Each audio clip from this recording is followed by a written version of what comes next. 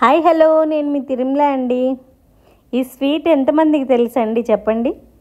శనగపిండిని మనం మురుకులు అంటాము, మనుబులు అంటాం కదా, అలా చుట్టేస్తారు.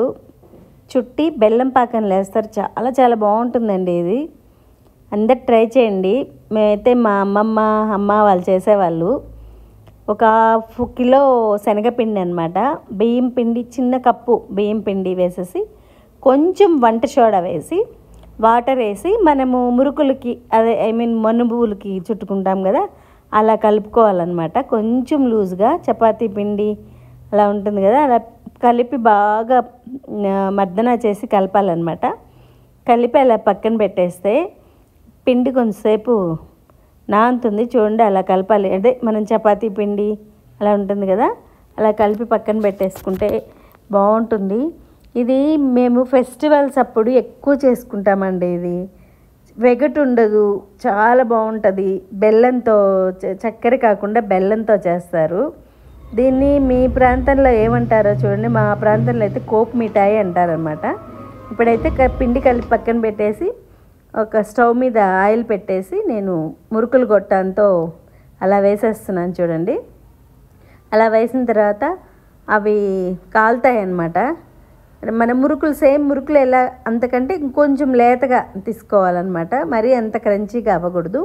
మనము ఆ బుడగలు వస్తాయి కదా, అది ఉడికేటప్పుడు కాలేటప్పుడు ఆ బుడగలు అణిగిపోగానే తీసేయాలి. తీసేసి దీన్ని చల్లారబెట్టాలన్నమాట. చిన్న చిన్న ముక్కలుగా తుంపాలి. 2 ఇంచెస్ పీసెస్గా ముక్కలుగా చేయాలన్నమాట. దీన్ని చేసి చల్లారబెట్టేయాలి.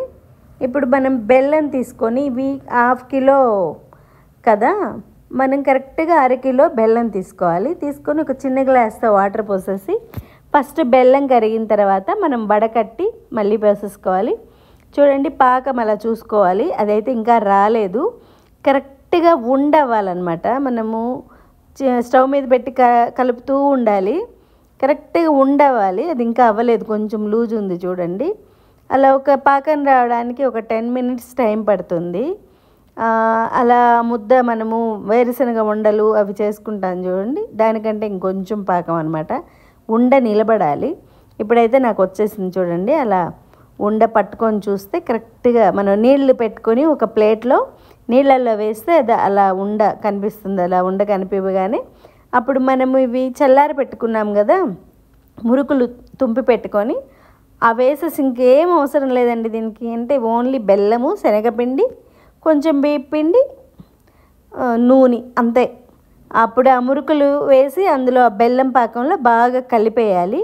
కలిపేస్తే కిందికి పైకి బాగా కలిపితే అలా కలిసిపోతుంది చూడండి. అలా కలిసిన తర్వాత ఇవి వేడిగా ఉన్నప్పుడే మనం దింపగానే పోసేసుకోవాలన్నమాట. అలా ఒక 2 అవర్స్ పక్కన పెట్టేస్తే చల్లారిపోతుంది. చల్లారిపోయిన తర్వాత మనం తీసుకొని తినేయచ్చు. చాలా చాలా బాగుంటుంది. దీంట్లో తక్కువ పదార్థాలే కదా ఇందులో మనం వేసింది, కానీ టేస్ట్ అయితే నెక్స్ట్ లెవెల్ ఉంటుంది. మనకి స్వీట్ క్రేవింగ్స్ వచ్చినప్పుడు మేమైతే ఫెస్టివల్స్ అప్పుడు ఎక్కువ చేసుకుంటామండి. ఇది అరిసెలు, ఈ కోప్ మిఠాయి చాలా బాగుంటుంది. మనకి మిఠాయి అంగడిలో అమ్ముతుంటారు చూడండి, చక్కెర వేసి.